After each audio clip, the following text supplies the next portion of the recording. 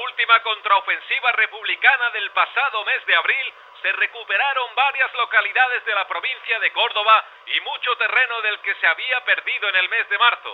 Estas dos localidades ya fueron recuperadas por las fuerzas leales a la República a finales del mes pasado.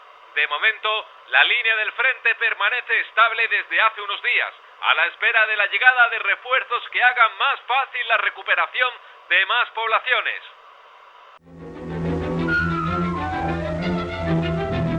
La guerra de trincheras fija es una cosa muy rara, en la que hay una rutina tremenda con estallidos de violencia súbito, ¿no? Lo más importante que ocurre en aquellos momentos es la reorganización del Ejército del Sur, que viene a ser un poco consecuencia del desastre que para los republicanos había supuesto la caída de Málaga. Se exigieron responsabilidades y sobre todo se remodeló el Ejército del Sur y en la provincia de Córdoba se constituyeron pues tres sectores: el sector norte en Pozoblanco, el sector centro y el sector sur. En aquellos momentos el Ejército Republicano de Andalucía contaba con unos 36.000 efectivos, mientras que los rebeldes superaban ligeramente el número de 33.000.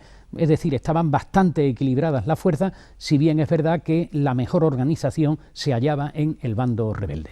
Paseándome he visto trincheras comidas por la maleza y todo eso, ¿no? Y siempre la sensación siempre es muy, muy inquietante, ¿no?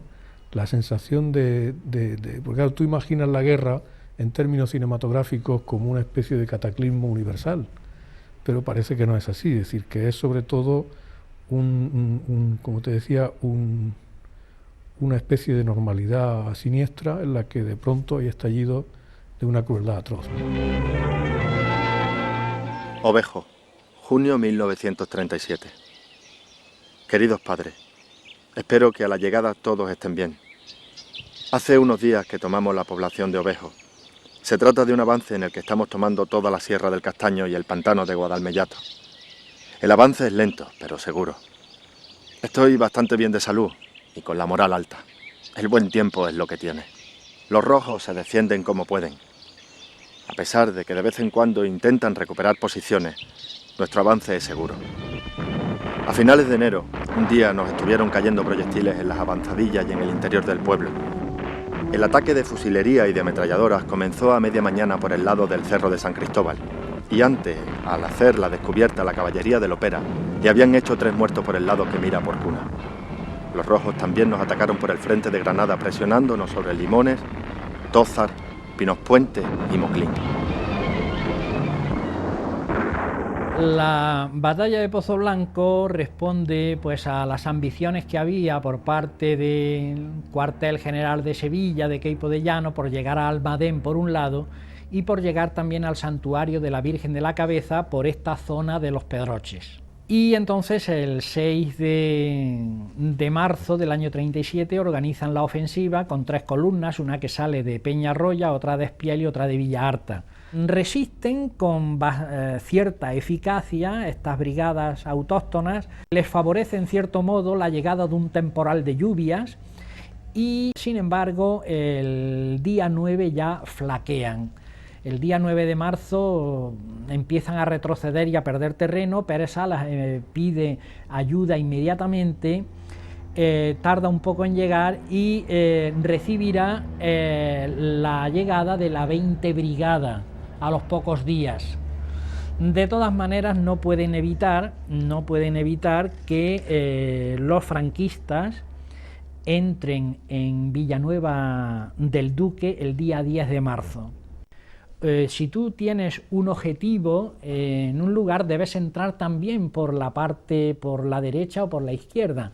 Entonces, para conquistar esta parte de los Pedroches, pues se cortaba por Villanueva del Duque, se cortaba por Alcaracejos y se cortaba por Pozoblanco. Entrar por 3 sitios, ¿no? Yo estaba una noche sentada en la puerta, en Villanueva de Córdoba, en la calle Nicolás Salmerón, número 27, y tocaba las campanas y era que venían los aviones a bombardear. Y yo me quedé mirando para arriba y vi como una lucecita, como una estrella, que era el avión. y las bombas cayeron en la otra punta del pueblo. Y yo decía, pero si yo estaba en la puerta y miré para arriba, sentí las bombas, me metí para adentro, porque en el corral teníamos una cosa como un refugio, que aquello no era nada, ¿no? Cada vez que venían los aviones, nos íbamos, nos metíamos allí con un palillo en la boca que decía que había que tener, porque por si bombardeaban, eso. El bombardeo fue terrible porque hasta después, estaban los agujeros de las bombas que habían tirado en Pozo Blanco. Nos teníamos que ir en el tren hasta Alcaracejo. Y en Alcaracejo venían unos carros de Hinojosa, nos cobraban un duro y allí nos subían y nos llevaban. Bueno, pues la primera vez que fuimos había un olor en el trayecto acá, porque había habido, allí se había matado gente terrible. Y recuerdo que se paró el carro y llegamos como a una casilla de peones camineros que le decían antes, sobre Fuente de la Lancha, por allí. Y había como un enterramiento.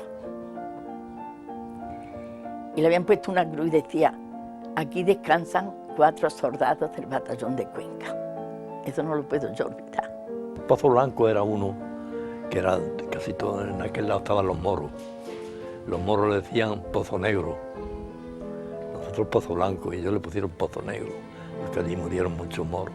Nosotros abastecíamos todos los frentes de municiones, Pozo Blanco, en fin, y he ido a Pozo Blanco y he visto un camión puesto en lo alto, un tejado de primera planta, ¿no?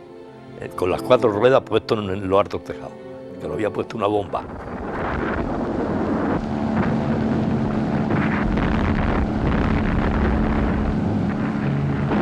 Esa tarde empiezan ya a bombardear Pozo Blanco y la aviación italiana y alemana igualmente sitúan las baterías en el cementerio de Alcaracejo y empiezan a destruir Pozo Blanco. En Pozo Blanco destruyeron 700 casas, afectaron a 200, cerca de 900 edificios prácticamente alcanzados por la artillería y por la aviación. El día 16 de marzo fue más o menos estacionario. Pérez Salas, angustiado, pide refuerzos desde Pozo Blanco al gobierno. El gobierno lo atiende, que está el Estado Mayor de Andújar, que manda el coronel Morales y el teniente coronel Cordón. Consiguen que disponga Pérez Salas de aviación republicana. Y no obstante, el día 17 de marzo empiezan a avanzar en la fase siguiente los franquistas, camino de Pozo Blanco, y ese día se sitúan a 2 kilómetros de Pozo Blanco. Y al día siguiente, pues hay una especie de milagro en Pozo Blanco, el 18 de marzo, y es que no solo aparece aviación republicana, sino que llega y entra en combate la 52 Brigada de Almería. Se reorganizan las unidades, o sea, las brigadas 73 y 74, y aparecen por primera vez en el frente sur los tanques de origen ruso T-26 que estaban dotados de cañón y ametralladora. Esto levanta la moral de la gente de Pozo Blanco, que ese día pues es que se lanzan a la lucha de una manera, hacen parapetos en todas las calles del pueblo y se disponen a hacer frente a los franquistas. Los franquistas ese día 18 no se pueden mover, no avanzan. El día 19 tampoco, están bloqueados. En la noche del 29 al 30 de marzo del año 37, los franquistas disponen en esa zona la evacuación y hacen una última demostración de combate previa a la retirada. En la noche del 29 al 30 de marzo se retiraron al punto de partida, a Villa Arta, a Peñarroya y a Espiel, y abandonaron el frente. Y entonces el día 30 de marzo entran las fuerzas del gobierno republicano en Villanueva del Duque y en Alcaracejo. Frente de guerra, las trincheras. Se hacían las trincheras que tenían aproximadamente 1 metro 10 centímetros más o menos, y los enemigos pues tenían idénticamente lo mismo enfrente. El hombre lo que decía siempre, y eso lo decía también mi abuelo paterno, era que antes de disparar cerraba los ojos. Que decía, si a mí no me habían hecho nada, si me habían llevado allí, había unos que estaban enfrente. Dice, pero a mí eso no me habían hecho nada, yo no los conocía. Dice, ¿por qué iba yo a matarlo? ¿No? Entonces cerraban los ojos antes de disparar. Y si podíamos quedarnos con las posiciones, nos quedábamos, si no, pues nos hacían muchas bajas y teníamos que retroceder. Y así fuimos retrocediendo hasta llegar a Valencia. Y ahí en Valencia, pues ya se terminó la guerra. Eso es una sangría. Eso ahí fue siempre derramando sangre. En esa parte de Peñarroya es un frente absolutamente sangriento y estratégicamente inútil, ¿no? Y está usted 3 veces herido. Mira, una aquí, otro tengo aquí. Y en el brazo otro balazo. Esto me entró por aquí. Y aquí tengo otra, la pierna esta. 3 veces que he estado herido. Pero las 3 veces de Teruel. Lo mataron, un cañonazo le pegaron. Un obús de cañón. Y le pegó allí, estaba en el... Y no pudieron averiguarlo. Lo averiguaron porque faltaba, pero por conocerlo no conocieron. Lo destrozaron completamente. A mi hermano y mi hermano. Un tío de mi padre que se volvió de la guerra. Tú decías, ¿cómo que se volvió? Se volvió. El hombre contaba que lo habían enrolado para un batallón de caballería y que le habían dado un mulo. Y él decía que era un mulo muy bueno. ¿No? Pues esa cosa del campesino, así, de fijarse sobre todo, él no veía que aquello fuera el enfrentamiento entre el fascismo, la democracia. Lo que veía era que le habían dado un mulo muy bueno. Y le daba mucha pena que ese mulo tan bueno, él veía las bestias por el campo, con el amor que tienen los campesinos hacia los animales, él veía los animales desventrados, ¿no? Pudriéndose en las cunetas y todo eso, y él pensaba, este mulo tan bueno que me han dado, esto le van a tirar va a explotar una bomba y va a reventar este mulo, ¿no? Y entonces él lo llevaban hacia el frente en aquellos mulos y tal, y entonces él vio que aquello había una confusión muy grande y se volvió. Dijo, ¿yo qué hago aquí? Como tenía cosas que hacer en la huerta, se volvió. Y entonces mi padre, que en paz descanse, se acordaba de ver a su tío aparecer en la huerta en un mulo extraordinario, ¿no? Y decirle, no estaba en la guerra, y su tío dijo, pero es que me he vuelto, ¿no? Su tío se volvió de la guerra, se quitó el uniforme, se puso a trabajar en la huerta y ya está. Aquí nos relacionamos con el enemigo. Por las noches, cuando los oficiales duermen, se organizan partidas para intercambiar cosas con los rojos. Nosotros les damos comida y ellos nos dan tabaco. El otro día me encontré a mi gran amigo Simón, el hijo de la del pan. Me dio recuerdos y me dijo que si les escribía que le diera el recado de que está bien. Yo no le vi mal, un poco cojo de una mala caída que tuvo, según me dijo. Fue bonito verle. Hablamos mucho. Una pena, con la de campo que hemos recorrido juntos y ahora vernos así, uno frente del otro. Cualquier día me toca darle un tiro o a lo peor me lo pega él a mí. Esta maldita guerra. ¿Por qué no se rinden ya? Les quiero mucho. Y a Rafalo también, aunque siga con los rojos. Si tienen ocasión le dicen que se venga a este frente, que aquí es más fácil pasarse. Yo me llevo bien con mi comandante y creo que le podría convencer de que es hombre de iglesia, que no ha matado a nadie. Díganselo, que se pase antes de que sea demasiado tarde. Siempre suyo, Dionisio. Pon la radio, anda. Voy.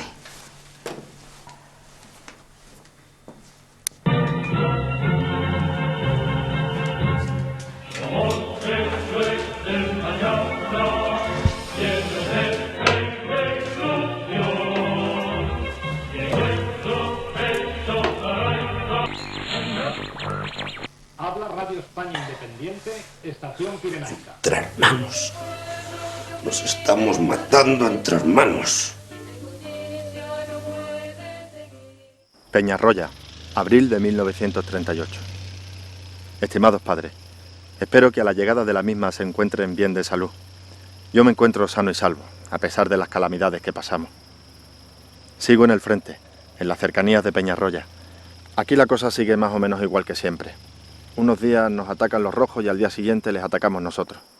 Parece que estamos a ver quién se harta antes y lo deja.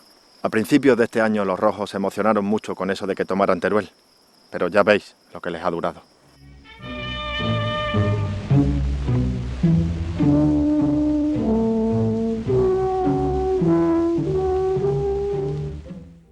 De aquí nos cogieron y nos llevaron al frente de Granada. Frente de Granada por el frente de Motril, que está Castel del Ferro, La Mamola, y ya subimos para arriba a Sierra Granada. En el Sierra Granada estuvimos en el Llano Los Pozos, un texto que está ahí casi en Sierra Nevada. De allí estuvimos, había un frente que ni allí había trincheras ni nada, nada más que piedras y cosas de esas. Allí aquello muy tranquilo, allí no sentía ni un tiro. Y entonces pues allí salimos para tomar Teruel. Se tomó Teruel, se le dio la vuelta a Teruel, no se dieron ni cuenta el enemigo. Y lo tuvimos un mes, al menos lo quitaron ellos. El ejército de la República quería cortar la carretera de Granada a Córdoba, que hay una carretera ahí. Y claro, pues no pudimos. Ya llamaron fuerza de Córdoba y mandaron fuerza de Granada y ahí ya nos cogieron allí y no hicieron nada. Ahí murieron mucha gente. Y de ahí ya nos mandan para Teruel, en la toma de Teruel estuvimos, toda entérica. A principios de año, Queipo ordenó la ocupación de varios cerros en la zona de Fuente Ovejuna, entre Sierra Grana y la aldea de Cuenca. La idea era hacerlo por sorpresa y de noche, y así lo hicimos. Luego una espesa niebla nos ayudó mucho a la hora de tomar los Blasques y Peraleda. Ese día tomamos unos cerros y varias lomas que habían cambiado de mano varias veces. Nos apoderamos de las sierras de Acebuche y Quemada, la mina de Santa Bárbara, las sierras del Ducado, Cuevas y Herrara, y las lomas de Pinganillos, Membrillejo y Majano. A principios del mes de abril de este año 38, los rojos nos atacaron por sorpresa por el puerto de Calatraveño contra los Montes del Sorbo. Nos rompieron el frente, invadieron nuestras trincheras y alambradas y entonces se lió la de Dios en Cristo. Padres. La lucha fue entonces cuerpo a cuerpo, una escabechina. Al final perdimos las posiciones y a casi todos los compañeros que las defendían.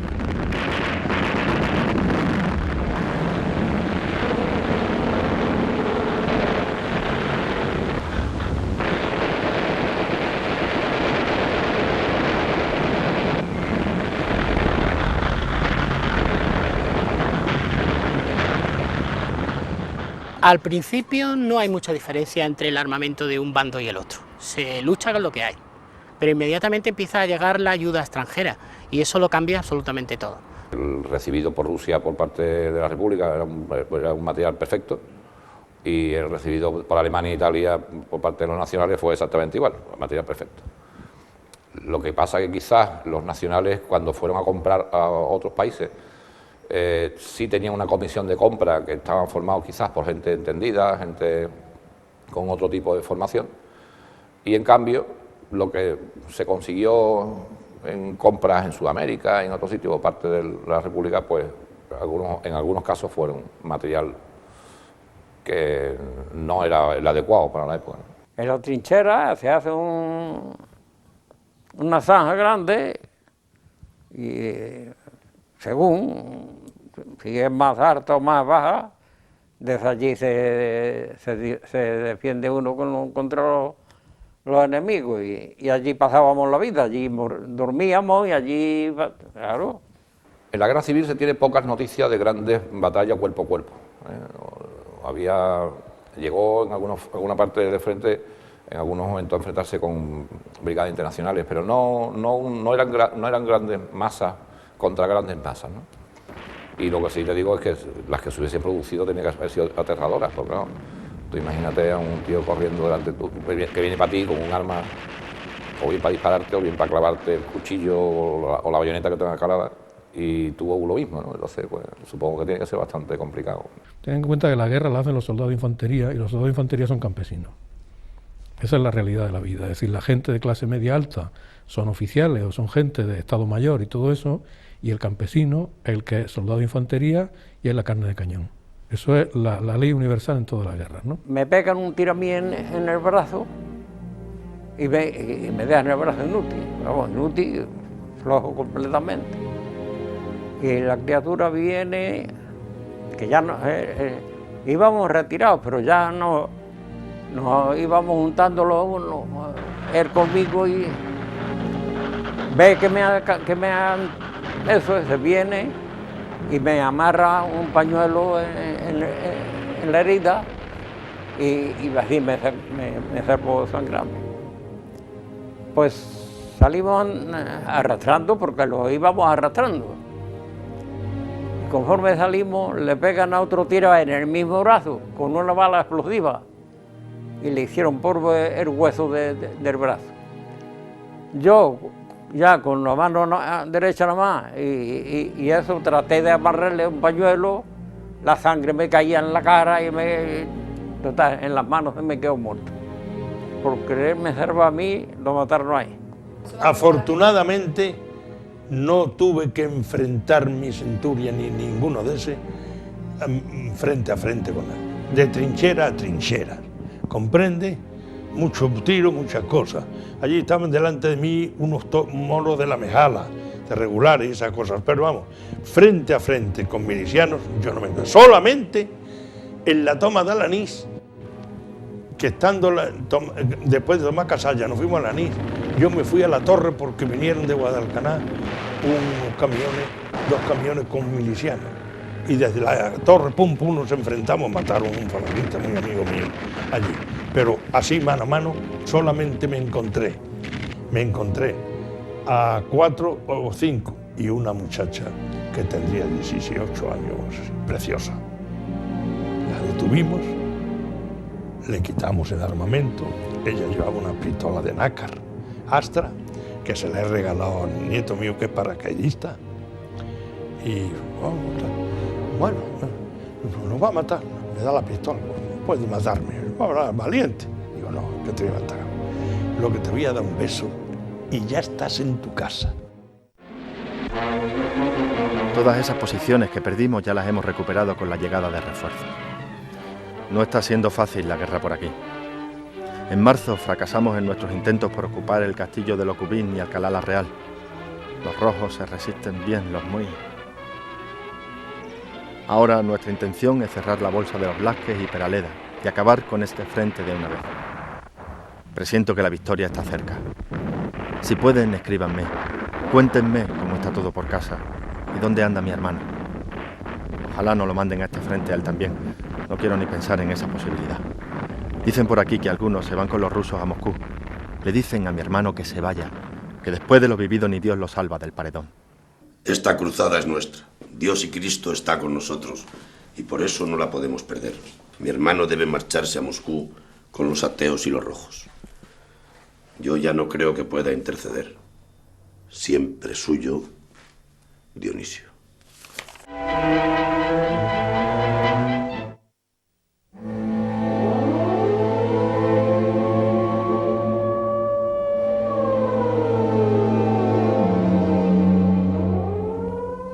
O sea, como todos los días bombardeaban, pues entonces aquí, que estaba muy cerca de mi casa, aquí nos veníamos y nos refugiábamos. Vivir no, aquí vivíamos los días que hubo unos contraataques muy fuertes. Me acuerdo yo que se dijo mucho los contraataques que tomaron una posición grande y entonces sí cañoneaban todos los días. Y entonces sí hacíamos la vida aquí prácticamente. En cuanto sonaba la aviación, la campana, salíamos corriendo. Y luego pensábamos sin precaver, que si hubiera caído una bomba, por ejemplo, en la puerta de un refugio, ¿qué hubiera pasado? Bueno. Hacía el cañonazo, y el primero hacíamos chico con las manos y el segundo ya, porque yo vivía ahí cerca y enseguida pues nos veníamos al refugio. Que me asustaba mucho porque una sobrina de la dueña de esta casa era joven y entonces pues cuando entrábamos, las personas que veníamos todos los días, pues entonces empezaba a decir, tenéis valor de entrar al refugio, como caiga una bomba en la entrada, os mata, se queda eso y no podéis salir. Hombre, no, en esos momentos, mientras oía la aviación o los cañonazos, pues sabes tú. Luego ya se tranquilizaba una, ya se tranquilizaban las personas, hasta otras.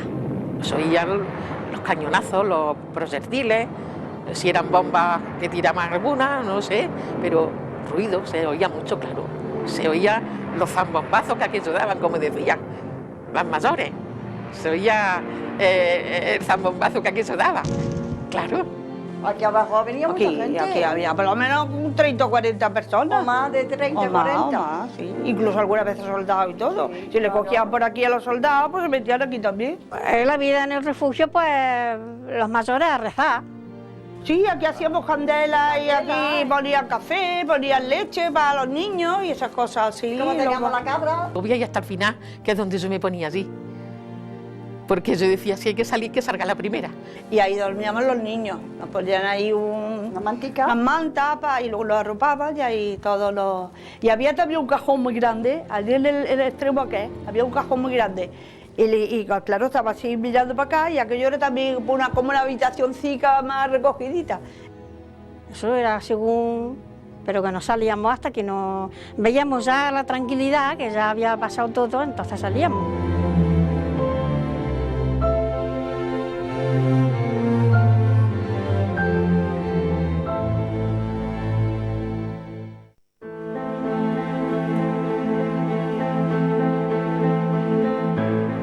Entre batallas, los soldados suponían una importante clientela para bares, tabernas y cantinas. Sus constantes desplazamientos de un frente a otro hacía que los establecimientos de este tipo estuvieran siempre llenos de contingentes de hombres que necesitaban un respiro antes de tomar posiciones. Fueron durante los años de guerra el principal lugar de encuentro de soldados, lo que supuso para el gremio un importante aumento de los beneficios. Muchas veces para iniciar un ataque los soldados necesitaban ir previamente, se habían dado un jarrupazo de coñac que lo llamaban saltaparapetos o asaltaparapetos, obviamente porque iba medio borracho y eso hace que el soldado funcione mucho mejor. Y el ejército siempre, tradicionalmente, siempre han procurado que no le falte nunca el vino o el alcohol a la soldadesca, ¿no?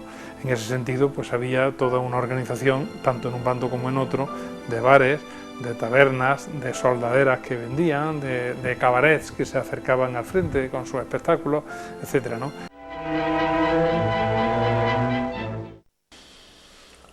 Ya lo sé que estás preocupado por Rufalo.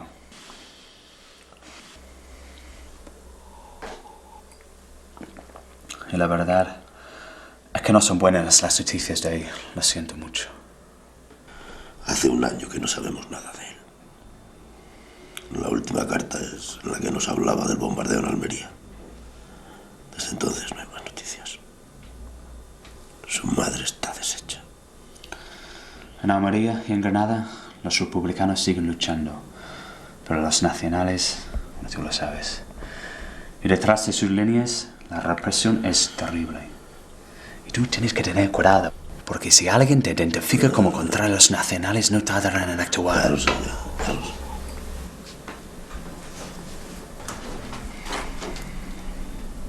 ¿Por qué tienen estas caras? ¿Pasa algo? ¿Es Rufalo? ¿Le ha pasado algo a mi hijo? No, no, mujer, no pasa nada. Solo que no hay noticias.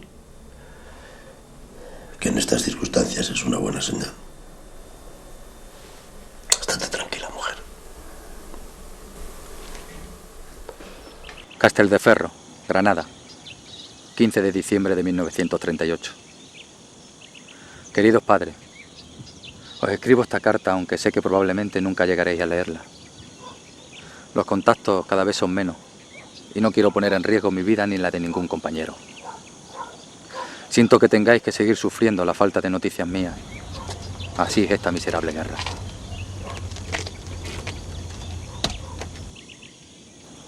Se acerca una nueva Navidad y sé que madre estará apenada por mi ausencia. Espero que Dionisio les haya podido hacer alguna visita. A ellos las cosas les vienen de cara. Son más y están mejor formados para este penoso arte de la guerra. Sea como fuere, los que creemos en la República seguiremos intentando que no se salgan con la suya. No me gustaría transmitirles mi congoja. Son muchas las cosas que he visto y muchos los compañeros a los que ya no veré más. Todos ellos, unos auténticos valientes. Por ellos y por nuestras ideas debemos seguir adelante. Aquí en Castelldefels llevo desde mediados de octubre, esperando poner en marcha una ofensiva que finalmente los mandos han abortado. La idea era ocupar Motril por sorpresa y también Vélez Benaudalla, además de amenazar Granada y Málaga. Según hemos sabido más tarde, la intención del general Rojo, al mando de la operación, era distraer a las fuerzas del enemigo hacia la zona costera, para desarrollar un fuerte ataque en el sector de Córdoba-Peñarroya, que culminaría con la otra ofensiva en el frente del centro y así cortar las comunicaciones entre Madrid y el sur. Como les digo, por motivos que aún desconocemos, la maniobra no se ha desarrollado. Aquí estamos descansando y esperando nuevas órdenes. Espero que padre esté bien, aunque me pese. Debo aconsejarle que no se señale mucho, porque el panorama está bastante oscuro. Solo espero que esto acabe y que podamos reanudar la vida, aunque difícilmente podremos olvidar. Siempre suyo. Les quiere su hijo Rafalo.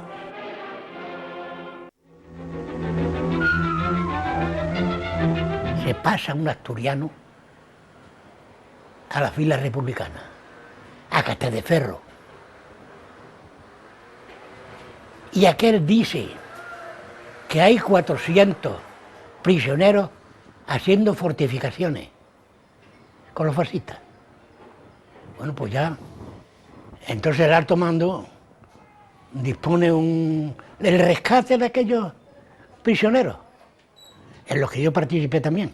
La única operación desde el punto de vista estratégico ambiciosa que se pensó para Andalucía, que la pensó la República, y esto lo trazó Vicente Rojo, que era el gran estratega de los nacionales, el gran estratega de los republicanos, mejor que todos los estrategas nacionales, fue una operación combinada que iba a ser un desembarco anfibio en Motril, en la zona de Motril, donde había también un famoso reducto de carcelario, iban a liberar a aquella gente, había muchos militares republicanos allí, y eso era amagar el golpe por esa parte para dar el golpe principal en la zona de Peñarroya y de Pueblo Nuevo. La verdadera importancia de Motril desde el punto de vista de una estrategia de conflagración bélica es que es puerto de mar. Porque la conexión terrestre de Motril, primero, en la época, ya como hoy, era una conexión muy deficiente. Los niños de noche, que se les llamaba, cortaron la comunicación del frente con Motril, en la noche. Armados en barcas, metidos en barcas, los pescadores los llevaron a una ardilla que allí pasa Motril, y está aquello allí que es de pescadores también, y allí ve un castillo. Y en aquel castillo estaban de noche, allí metidos, custodiados, según explicó el prisionero. Y entonces, pues, organizaron un ataque por detrás y otro por delante. Nosotros por delante, pegando tiros, en vez de abrir.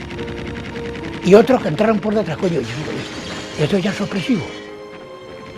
Y entonces tuvimos más remedio que abrir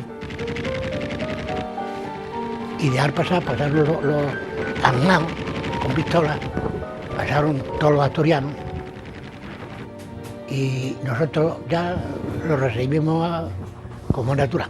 Ahora, que la paliza que nos dieron después de aviación, 5 aviones todos día.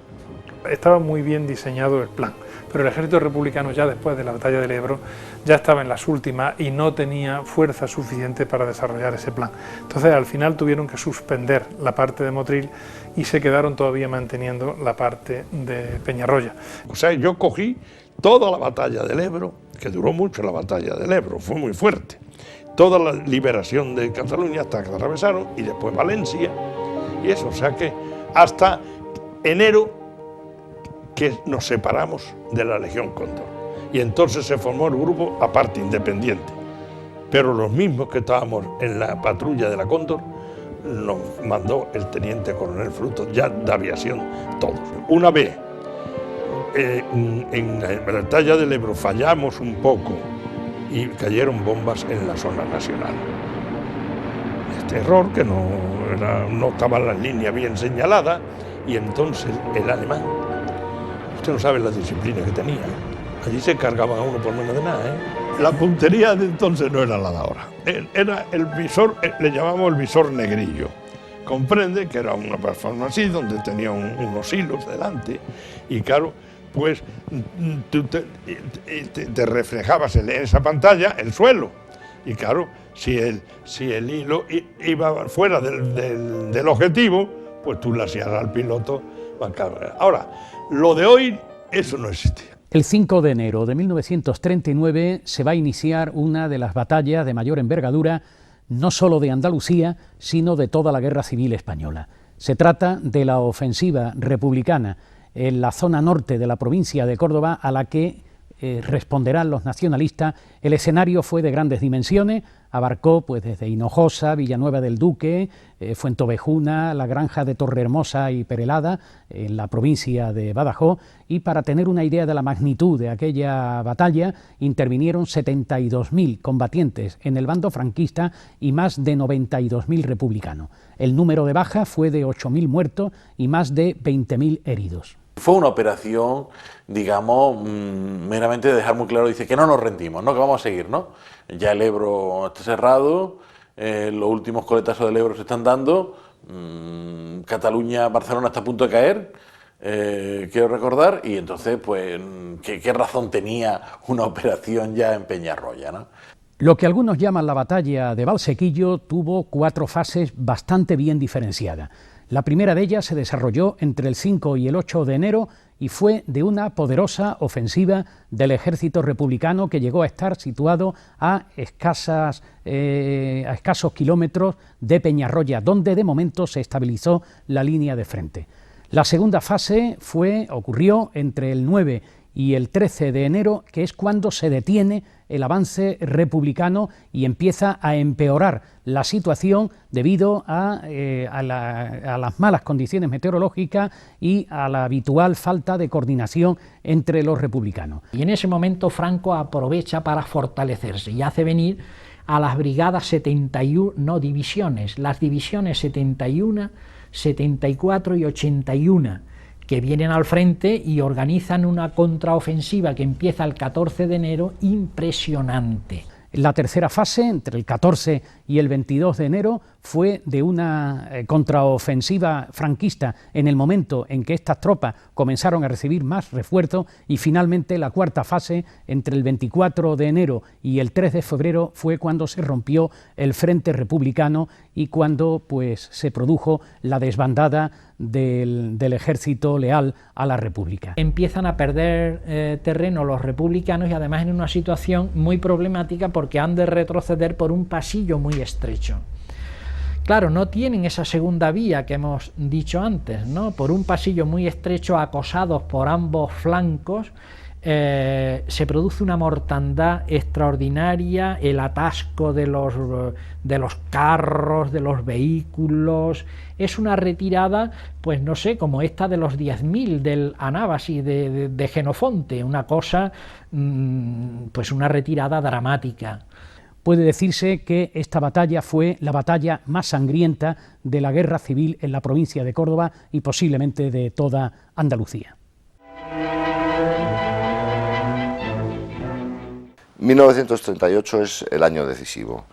Militarmente, Franco consigue recuperar Teruel y consigue tomar de revés al ejército republicano, parte la zona gubernamental en dos, llega al mar en Vinaroz, y a partir de ahí la situación se vuelve muy comprometida. Cataluña queda aislada del frente, Levante, Andalucía, centro, y se complican mucho las cosas para la República. Y se produce la batalla del Ebro. La batalla del Ebro es la más cruenta de la guerra, la más larga y la que moviliza a más hombres. Hay 200 y pico mil combatientes.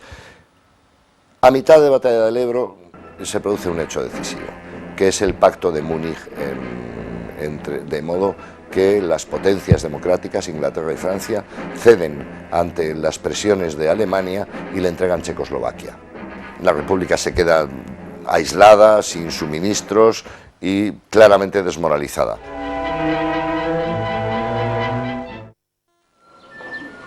Andalucía, 20 de enero de 1939. Malcolm Ruby, enviado especial. Los republicanos se revuelven ante una inminente derrota.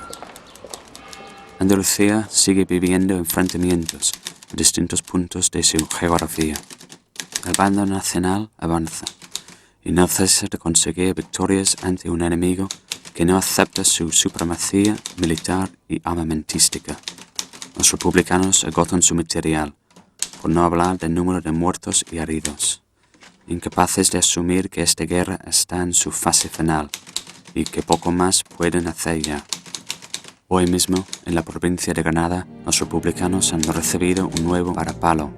La superioridad táctica del bando nacional se ha puesto de manifiesto una vez más, a rechazar el ataque realizado por 2 batallones de una brigada especial en el sector de Tozar y Limones, a unos 60 kilómetros de la capital.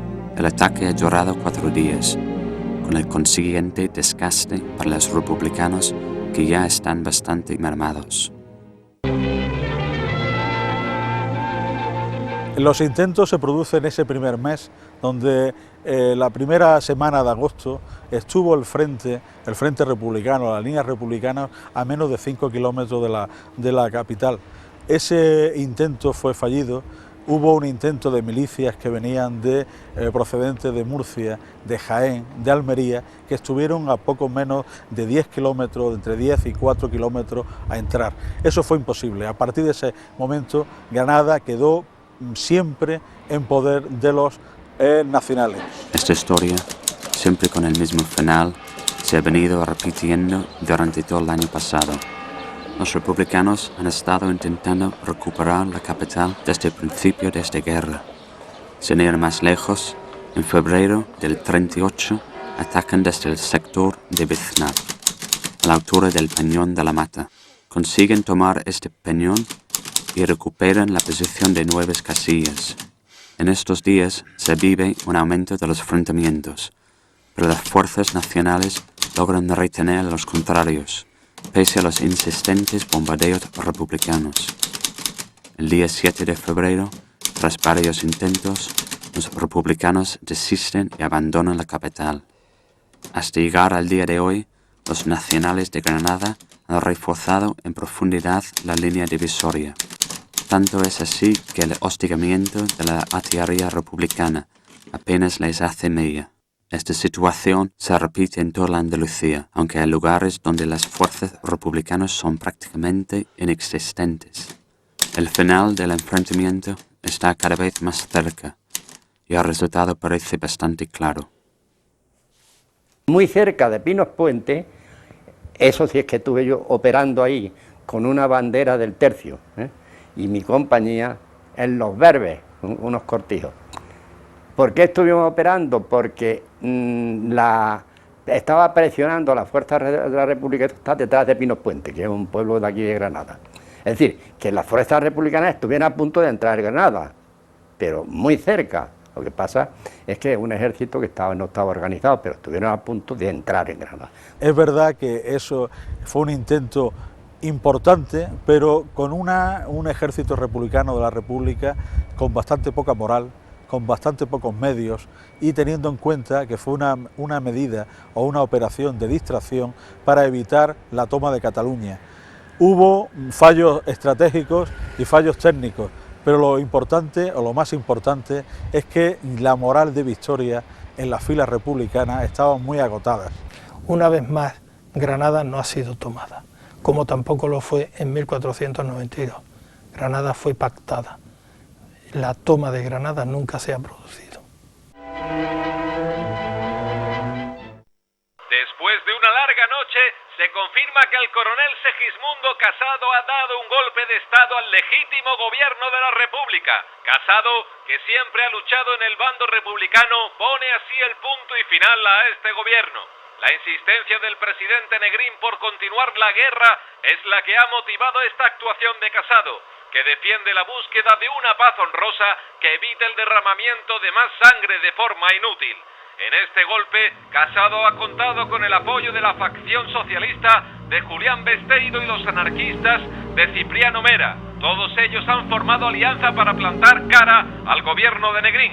Estamos ante lo que podríamos denominar una guerra civil dentro de la guerra civil. El presidente Negrín, que siempre ha defendido seguir en la lucha para salvar la vida y la libertad de millares y millares de hermanos nuestros, según sus propias palabras, ha encontrado en sus propias filas a sus principales contrarios, los cuales consideran un suicidio seguir adelante. A mí me parece que el golpe de Casado es el episodio más hediondo de la guerra civil, y por eso es el menos documentado. Es muy curioso que de toda la guerra civil, que es un momento histórico sobre el que se han escrito, pero ríos, vamos, o sea, kilos y kilos y kilos de papel, muchísimos libros, el golpe de Estado de Casado es el que está menos documentado porque fue confuso desde el principio, es un golpe confuso, y luego porque además los grandes partidos que lo apoyaron han intentado como desmarcarse de aquella historia, ¿no? No solamente las consecuencias las sufrió el Partido Comunista, la sufrió el régimen republicano. Lo que hizo el coronel Casado fue una entrega incondicional a Franco de la zona republicana. Casado precipitó el final de la guerra entregando Madrid. Bueno, ahí estaba la oposición de Negrín, del gobierno presidido por don Juan Negrín, que quería resistir en la esperanza de que el conflicto internacional estallara de una vez y entonces España entrara a formar parte del escenario bélico europeo, digamos, ¿no? Como fue una rendición sin condiciones, pues quedó todo a expensas de lo que querían hacer los vencedores, que fue el franquismo. Era verdad que la República estaba en inferioridad desde hacía mucho tiempo, pero también era verdad que los frentes estaban muy estabilizados. O sea, la República tenía un número de hombres en el Ejército Popular que, por lo que yo he leído, oscila entre 300.000 y 500.000 y tenía casi el 40% de la superficie del territorio nacional, pero en frentes muy estabilizados. Ya los nacionalistas catalanes no compartían en absoluto la República, Azaña quería acabar la guerra como fuera, ya había digamos una desafección por parte de muchos sectores, y desde luego estaban los golpistas, los que fueron luego los golpistas de la zona centro, el coronel Segismundo Casado, el dirigente socialista Besteiro, Julián Besteiro, e incluso los anarquistas de Cipriano Mera. Aquello fue ya el final absoluto de la República. Jaén, 29 de marzo de 1939. Queridos padres, lo conseguimos. Finalmente hemos conseguido aplastar al ejército rojo, que se ha desplomado sin oponer casi resistencia. Nuestras fuerzas van camino de Almería para acabar definitivamente esta guerra. Dicen por aquí que los barcos salen camino de Francia, Argelia y Marruecos cargados de rojo. Yo estoy bien de salud, aunque un poco dolorido aún de la herida de bala que recibí en Alcalá la Real y que no me deja dormir. Tras la toma de este pueblo, de Lopera y de Porcuna, la capital estaba tan a tiro que los propios rojos no se ponían de acuerdo en nada y la escasez debió ser para ellos motivo de disputa. Jaén, a pesar de que había esa desafección de muchos militantes de izquierda con respecto a la forma en que el presidente Negrín llevaba la guerra, en todo caso era una provincia como Almería claramente dominada por el republicanismo y por la izquierda. Es lógico en ese sentido que fuera uno de los últimos territorios en caer. Cada vez hay menor apoyo a las instituciones por parte del pueblo, incluso por parte de concejales que pertenecen a la fuerza republicana. Jaén, José Campos Perabá, un gran alcalde, se ve cada vez primero con división interna, con presiones del Partido Comunista, que cada vez está cogiendo más fuerza en la zona republicana para apoderarse del poder, tanto político como militar. y de propia disensión interna dentro del Partido Socialista Obrero Español, se ve ya claramente el final de la guerra civil. La conciencia de que iba a pasar algo, de que aquello se iba a terminar, pero había personas que a pesar de eso mantenían como su rutina, ¿no? Después de la guerra peor porque había más miedo. Había miedo porque ya si eras comunista o eras esto o lo otro, venían en busca tuya. Te metían en la cárcel y al otro día pues te fusilaban, por ejemplo. El 28 de marzo de 1939 el ejército franquista tomó prácticamente toda la provincia y la propia capital, encontrándose para sorpresa que algunos hilos estaban, en vez de haber distribuido los alimentos entre la población de Jaén, estaban casi llenos. Algunos almacenes llenos de trigo, de alimentos, que en principio iba destinado a la zona de Jaén y tal, fueron para los soldados del ejército franquista. Mi abuelo paterno, que te digo que era guardia de asalto, pues contra el aviso de toda su familia, el día en que entraban las tropas en Jaén, que era domingo, se presentó con su uniforme de gala a hacer guardia al gobierno civil. Entonces, claro, cualquier persona sensata le podía haber dicho, pero hombre, ¿cómo vas a presentarte vestido con uniforme de gala de la Policía de la República a un sitio que han tomado los otros, ¿no? Pero él, que era un hombre que decía que tenía mucho sentido del deber, dijo que le tocaba guardia y entonces se fue, ¿no? Y entonces se fue y tardaron en verlo varios años porque al pobre, según llegó allí con su uniforme de gala, lo metieron en un camión y lo llevaron a un campo de concentración, ¿no?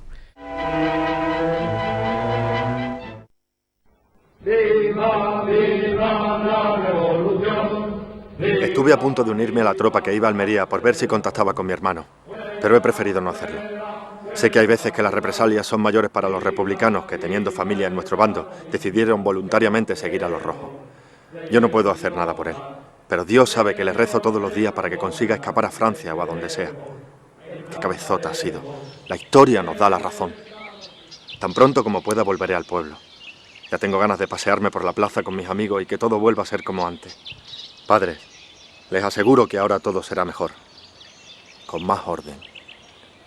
Siempre les quiere Dionisio.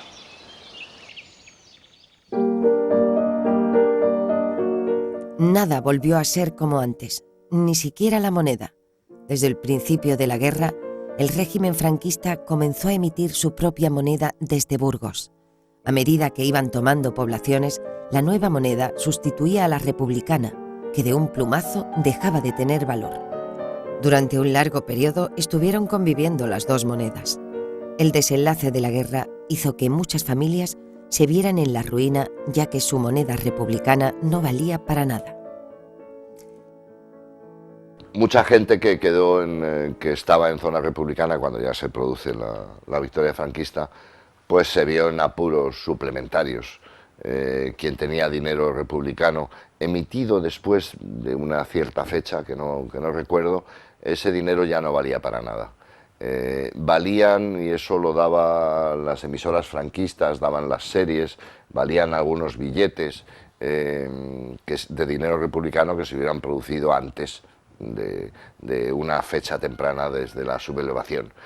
Entonces, pues la gente se quedó sin recursos. Todos aquellos que tenían dinero ahorrado lo perdieron. El dinero republicano pasó a ser papel mojado.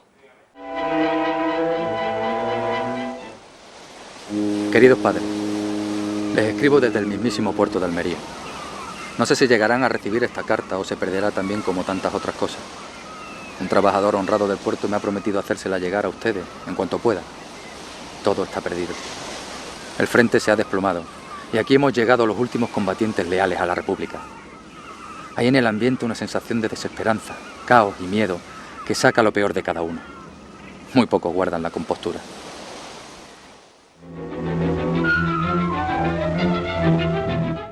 En estos momentos, como es conocido, bueno, pues el cansancio de la guerra, las divisiones internas en el sector del gobierno republicano y los partidos que la apoyaban, hizo que anarquistas, republicanos, algunos socialistas, apoyaran el golpe de Casado con el fin de acabar la guerra cuanto antes e intentar pactar con Franco una rendición honrosa.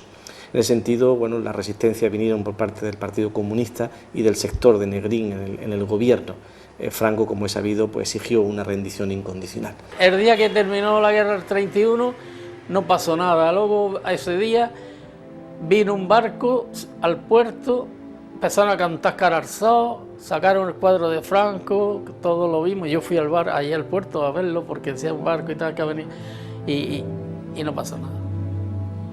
Aquí no hubo movimiento apenas, vieron unos camiones cargados de militares, pues se armó una fiesta muy grande en el puerto y por todas las calles de Almería y ahí se terminó todo.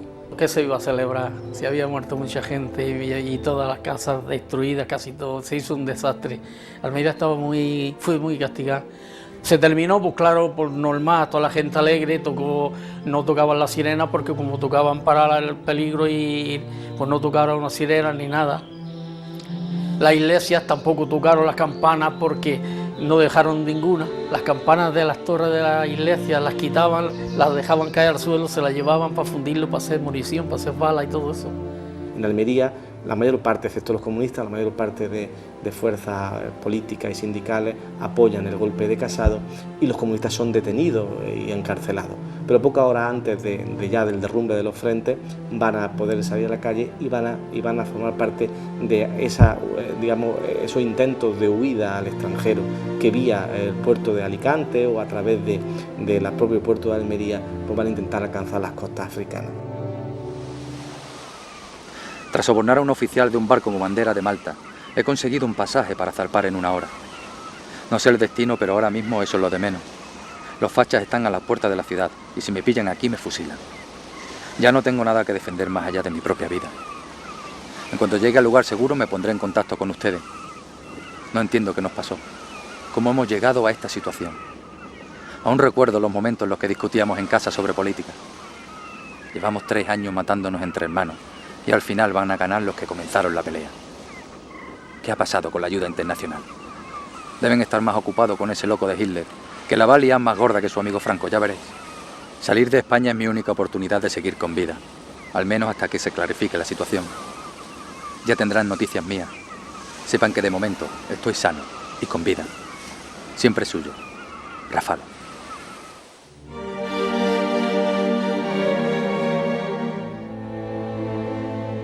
Dar sepultura a los difuntos resultaba en muchos casos un privilegio que no todos podían permitirse. Algunos familiares ni siquiera conocían el paradero de los restos de sus seres queridos y muchos de ellos acabaron en fosas comunes. En la retaguardia, los familiares de aquellos que morían por causas naturales tampoco lo tenían fácil. El dinero lo determinaba todo, incluso el número de sacerdotes, que dependía del número de monedas que los familiares entregaran a la saca de donaciones. Los pudientes podían contar con 3 o 4 sacerdotes, mientras que los más pobres eran enterrados sin oración alguna por su alma. Y me acuerdo que mi madre, eso dicho antes, le avisaron de que iban a matar a su marido tardía, ya lo sabían, le avisaban a toda la familia porque quería que fuera una funeraria, encargar el ataúd y el nicho. Pues metieron el ataúd y metieron en el nicho. Y nosotros, mi madre fue a Jaén, a la agencia Morillana y a los papeles, pagó para 5 años y lo metieron allí, lo mataron. El hijo tamaño del ataúd, pues mi padre era muy alto, la altura del ataúd, lo metieron en el ataúd y lo metieron en el nicho.